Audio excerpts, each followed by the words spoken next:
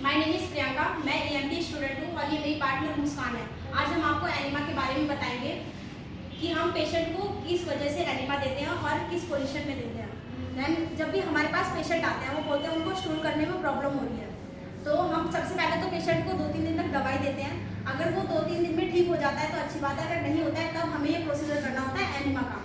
तो सबसे पहले तो हम पेशेंट को लेफ्ट रेटिकुलम पोजीशन में लिटाएंगे। लिटाने के बाद डेटॉल से रेटिकुलम को साफ करेंगे। साफ करने के बाद अभी ये हमारा आईवी फ्लूइड है। आईवी फ्लूइड हमारा 80% होता है, दैट एनिमा हमारा 20% होगा। तो 20% एनिमा जो कि हम आईवी फ्लूइड में डालेंगे। फिर उसके बाद ये है हमारी वैसोलिन जेली, जो कि ये हमें हमेशा ग्लव्स के ऊपर ही लगानी है। इस बात का ध्यान रखते हुए कि ये हमारे हाथ पे ना लगे और हमारा हाथ सुन्न ना हो। फिर हम जो कैथेटर है हमारा,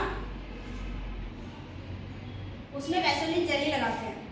वैसोलिन जेली लगाने के बाद 2 से 3 इंच तक रेटिकुलम में डालनी होती है हमें। रेटिकुलम में डालते टाइम हमें पेशेंट से पूछते रहना है कि उसको कोई प्रॉब्लम तो नहीं हो रही है। देन उसके बाद जो हमारा एडजस्टेबल है, इसे हम बिल्कुल हाई फ्लो पे रखेंगे और आईवी फ्लूइड स्टार्ट करेंगे। उसके बाद पेशेंट से हमें हर 2 मिनट में पूछते रहना है कि उसको पेट में कुछ ठंडा वगैरह महसूस हो रहा है। अगर महसूस हो रहा है तो उसके बाद पेशेंट बोलेगा कि उसको स्टूल करने जाना है। स्टूल करने जाने के लिए तो अगर पेशेंट चलने की हालत में है तो हम उसको भेज देते हैं। अगर वो पेशेंट चलने की हालत में नहीं है तो ये काम हम भी कर सकते हैं, अदरवाइज हम जीडे वालों को बुला के उनसे भी करवा सकते हैं।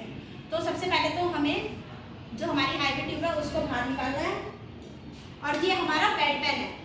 बेड पेन हमें बेड पे रखना है और पेशेंट को सीधा करना है और उसको बोलना है कि अभी आप स्टूल कर सकते हैं। स्टूल करने के बाद हम पेशेंट को जीडीए से साफ सफाई करवा देंगे।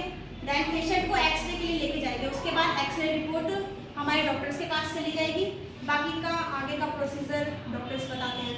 Then thank you.